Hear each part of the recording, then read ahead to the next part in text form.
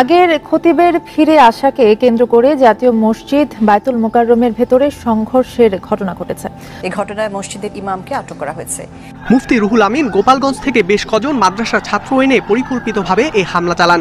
তাই সুষ্ঠু তদন্তের মাধ্যমে তাদের বিচার চান মুসল্লিরা। এর দৃষ্টান্তমূলক শাস্তি আমরা বর্তমান যিনি উপদেষ্টা যেই সরকার আছেন। সম্মানিত দর্শক, বাংলাদেশের জাতীয় মসজিদ নিয়ে দুর্নীতি শুরু হয়েছে। সম্মানিত দর্শক, ইতিমধ্যে কিন্তু এই ভিডিওতে আপনারা দেখতে পাবেন আগের খতিব রুহুল আমিনের নেতৃত্বে জাতীয় মসজিদ বায়তুল মোকাররমে কঠিন হামলা হয়েছে এবং কি সংঘর্ষ হয়েছে, মুসল্লিদের উপর হামলা করেছেন। সম্মানিত দর্শক, এই ভিডিওতে আপনারা দেখতে পারবেন জামাতের লোক না থাকলে হয়তো আরো বড় কিছু ঘটনা ঘটতে পারতো। সম্মানিত দর্শক, জামাতের লোকের সাথে এই খতিব রুহুল আমিনের যে বাহিনী নিয়ে আসলো সেই বাহিনীর কঠিন সংঘর্ষ। সম্মানিত দর্শক, এই ভিডিওতে আপনারা দেখতে পারবেন আওয়ামী লীগের সেই দালাল খতিব সে এবার কঠিনভাবে ফেসে গিয়েছেন। ইতিমধ্যে কিন্তু তাকে আটক করেছেন, গ্রেপ্তার করেছেন। চলুন এই ভিডিওতে আমরা বিস্তারিত দেখে আসি। আজকের এই ভিডিওটি খুবই গুরুত্বপূর্ণ, তাই ভিডিওটি না টেনে সম্পূর্ণ ভিডিওটি দেখবেন। চ্যানেলে নতুন হয়ে থাকলে সাবস্ক্রাইব করে আমার সাথেই থাকবেন। ভিডিওতে একটি লাইক করে দেখতে থাকুন সম্পূর্ণ ভিডিওটি। খতিবের ফিরে আসাকে কেন্দ্র করে জাতীয় মসজিদ বায়তুল মোকাররমের ভেতরে সংঘর্ষের ঘটনা ঘটেছে। নামাজের সময় এই ঘটনা ঘটে, এতে আহত হয় বেশ কয়েকজন। ভেঙে যায় মসজিদের দরজা জানালা। আমাদের সময় হঠাৎই উত্তপ্ত বায়তুল মোকাররম মসজিদ। জুতা বা জুতার বাক্স চোখের সামনে যা মিলছে তাই ছুঁড়ে মারছে এক পক্ষ অন্য পক্ষকে। মুসল্লিরা জানান নামাজের আগে মসজিদের বর্তমান খতিব বয়ান করছিলেন। এ সময় হঠাৎই বেশ কজন অনুসারী নিয়ে হাজির হন সরকার পতনের পর আত্মগোপনে থাকা খতিব মুফতি রুহুল আমিন। তিনি খুতবা করতে চাইলে শুরু হয় সংঘর্ষ। যে অনাকাঙ্ক্ষিত ঘটনাটা ঘটেছে এর জন্য এককভাবে রুহুল আমিন সেখানে সাঙ্গপাঙ্গ এবং সেখানে তিনি সদল বলে যে এখানে আওয়ামী জাহিলিয়ার যে রূপ সেই রূপে আজকে তিনি একজন আলেম হয়ে ফিরেছেন। 1-150 ছেলেপেলে ঢুকছে। আমি বললাম যে তোমরা এখানে যে আসছো কোত্থেকে আসছো? তখন ওই ছেলে বলল যে আমরা গোপালগঞ্জ থেকে আসছি। তা গোপালগঞ্জ থেকে তোমরা আসছো কী উদ্দেশ্যে, তোমাদের কোনো প্রোগ্রাম আছে? তখন সে বলল যে নবী করিম সাল্লাল্লাহু আলাইহি সাল্লামের উপরে কেউ কটাক্ষ করছে, এই জন্য আমরা তার প্রতিবাদে আসছি। আমি বললাম নবী করিম সাল্লাল্লাহু আলাইহি সাল্লামের উপরে যদি কটাক্ষ করে সেটা তো আমরা জানতাম, তা আমি তো কিছু জানি না ভাই, কী কটাক্ষটা করছে বলেন। তখন বলল যে হুজুরে জানে, আমি জানি না। কেন আসলো সে এবং কেন জাতিকে সে কলঙ্ক করলো, মুসলিম জাতিকে কলঙ্ক করলো? সাধারণ মুসল্লিদের অভিযোগ মুফতি রুহুল আমিন গোপালগঞ্জ থেকে বেশ কজন মাদ্রাসার ছাত্র এনে পরিকল্পিতভাবে এই হামলা চালান। তাই সুষ্ঠু তদন্তের মাধ্যমে তাদের বিচার চান মুসল্লিরা। গোপালগঞ্জ ওনার মাদ্রাসার থেকে ছাত্র নিয়ে আসছে, এখানে এই সংঘর্ষ করিয়ে খতিবি করবেন। তিনি শেখ হাসিনাকে কাওমি জননী উপাধি দিয়েছে। এই উপাধির পুরস্কার হিসাবে বায়তুল মোকাররম মসজিদের খতিবি তিনি পাইছেন। অনতিবিলম্বে রুহুল আমিন সাহেবকে গ্রেপ্তার করে এবং ওই গুন্ডা বাহিনীদেরকে গ্রেপ্তার করে এর দৃষ্টান্তমূলক শাস্তি আমরা বর্তমান যিনি উপদেষ্টা যেই সরকার আছেন তাদের কাছে দাবি করছি।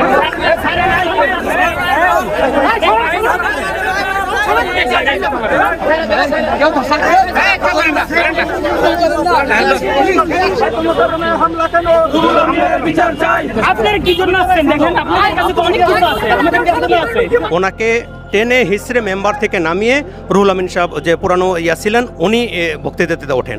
বলো ভাই আমরা ভিতরে যেতে পারবো না, আমরা ভিতরে গিয়ে মর্যাদা নিয়ে যেতে পারবো না, কর্তৃপক্ষ কি অবস্থা, আমি একজন কি করবো বলেন? আপনার কি জন্য আসছেন? দেখেন আপনাদের কাছে তো অনেক কিছু আছে, আমাদের কাছে কি আছে? হামলা কেন? বিচার চাই।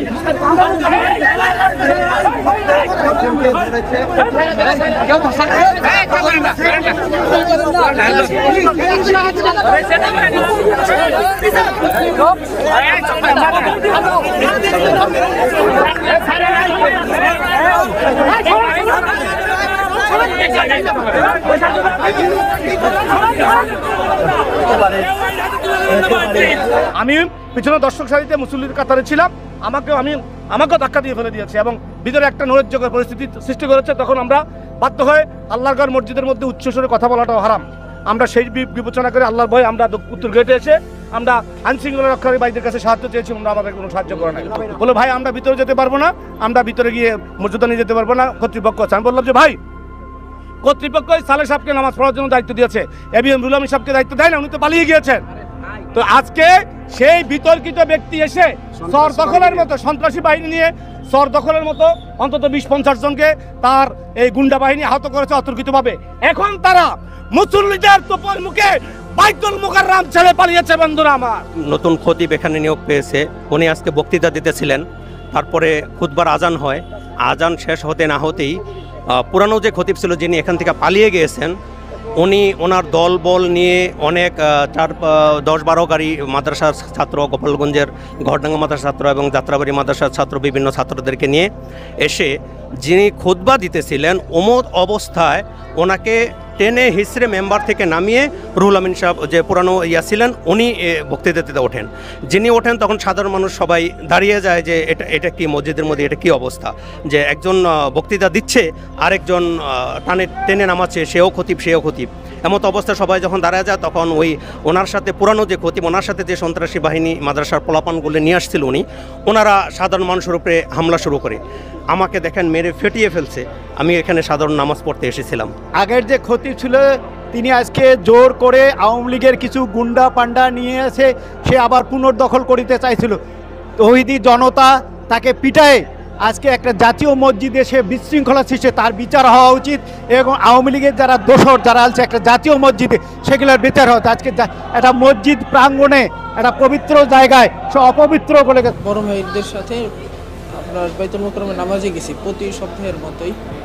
আমাদের একটা মিটিং ছিল, ওই জন্য যাওয়ার পরে আর কি কিছুক্ষণ 10-15 মিনিট আলোচনা সুন্দর মতোই শুনতেছি আমরা।